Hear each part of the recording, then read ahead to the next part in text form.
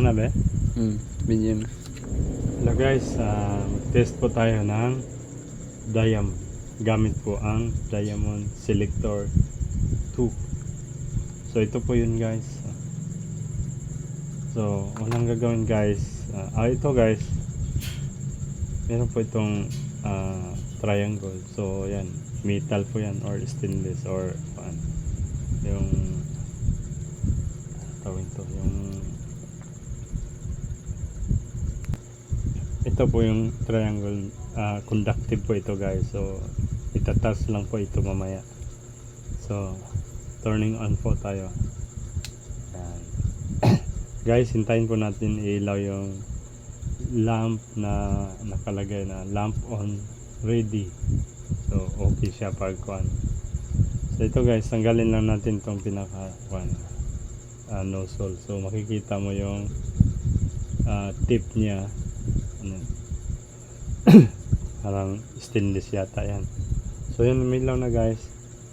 So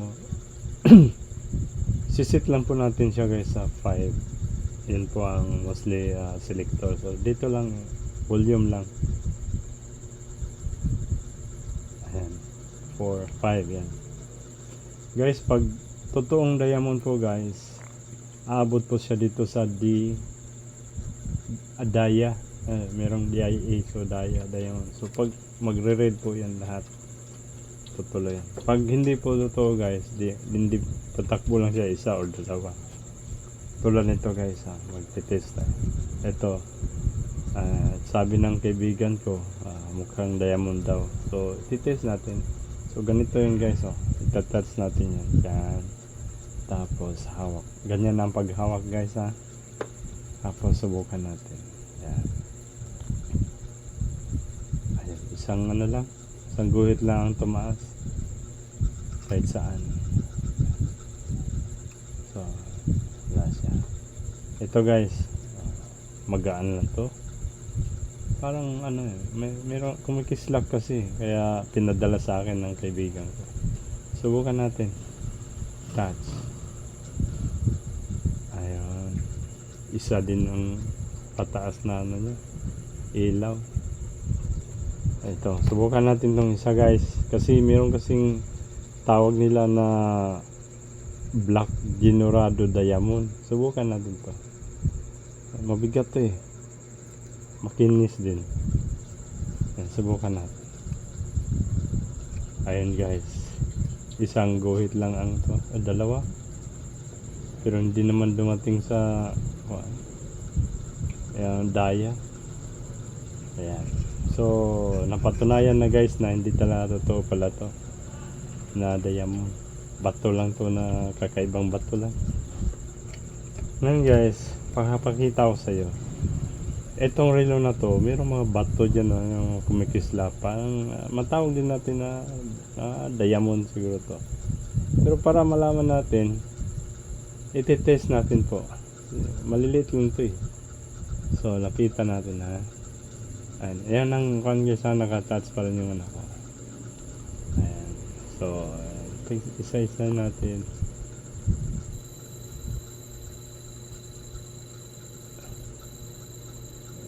Ayun ayun guys, yan, tumaas guys.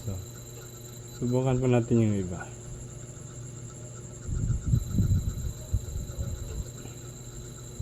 Yan guys, tumaas. So nakarating siya sa pole, sa dia. So meaning diamond. Maliliit nga lang siya. Marami yan yan.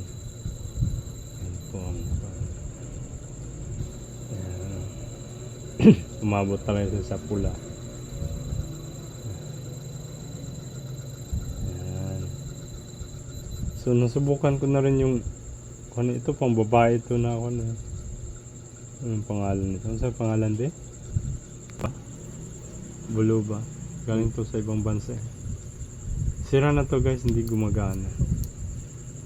Pero pinapatsi kasi ng kaibigan ko yung bato niya. Ayan Nung una dala niya yung Rolex sira na rin yung Rolex pero buo pa, kulang lang siguro ng linis sa loob. Pinacheck niya yung mga bato sa labas. Kuan din, ganun din, tumaas yung ano, yung LED na kuan. So yan po, napatunayan po, totoo po yung kuan, bato na nasa nakapaligid sa relo. Ayan po. Ayan po. So yun po ang pagtitest po. Yan. So yun na po ang paano mag-test ng diamond. So para safe po yung diamond selector natin or diamond tester. So i-off siya. Yan, off. Tanggalin mo rin yung battery, mga kaibigan.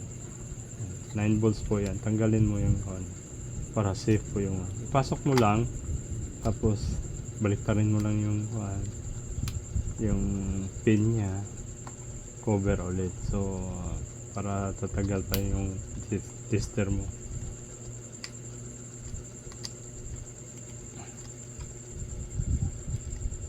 Ayan po. So balik mo rin yung tape para hindi mabali yung dulo pag mahulog. Safe na yan. Ayan. So yun po guys, no? At sana meron po tayong natutunan. Yan po ang Diamond Selector 2. Okay. So totoo po yung mga bato dito sa gilid. Ito fake po ito. Hindi po totoo to. Bato lang to. Pero kakaibang bato. Salamat po. How are you?